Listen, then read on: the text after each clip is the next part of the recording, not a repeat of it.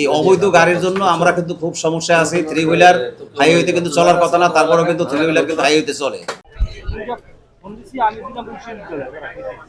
না। Three wheeler যারা চালায়, যারা মালিক বা শ্রমিক, তারা আমাদের 20টা গাড়ি আটক করছে। গুটিয়ার একটু সামনে শিমুলতলা জায়গাটার নাম।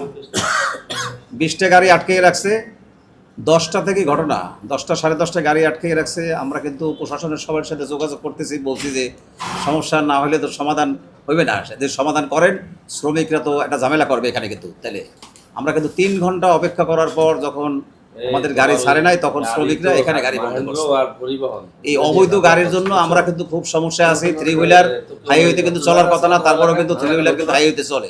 অবৈধ গাড়ি যারা চালায়, যাদের কাগজপত্র নাই, সরকারকে আমরা ট্যাক্স দিই। আমরা ফিটনেস, আমরা 11,500 টাকা ইনকাম ট্যাক্স ছিল, কিন্তু সরকারের সময় 20,000 টাকা করছে, বাড়াইছে কত 8,500 টাকা। আমরা 20,000 টাকা দিই, এখন আবার বাড়াইছে 5,000 টাকা, 25,000 টাকা ইনকাম ট্যাক্সই একটা গাড়িতে 25,000 টাকা দিই। আমরা বিআরটিএতে যদি একটা গাড়ির কাগজ ঠিক না থাকে, আমরা গাড়ি চালাবো না। প্রায় 50 খান গাড়ি শিমুলতলা আলফালার আটকাই রাখছে।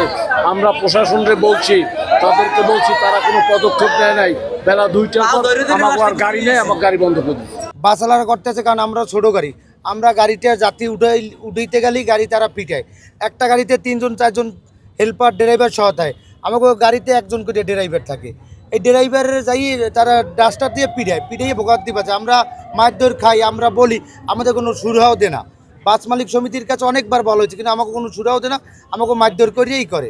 বাস মালিক শ্রমিকের সাথে থ্রি হুইলারের যে শ্রমিক, এদের নাকি এই যে নতুল্লাবাদ বাস স্ট্যান্ডেই দুই পক্ষের একটা সংঘর্ষ হয়েছিল। এটা শ্রমিক ইউনিয়ন থ্রি হুইলার এদের দাবি।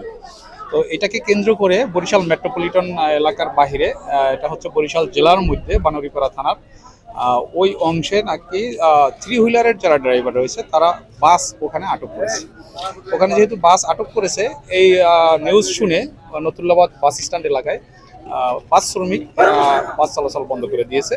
তো এটা সমাধানের পথে, এটা প্রায় শেষ হয়ে গিয়েছে। শর্ট টাইমেই বাস চলাচল শুরু হবে এবং জনগণের এই ভোগান্তি শেষ হবে বলে আমরা আশা করছি।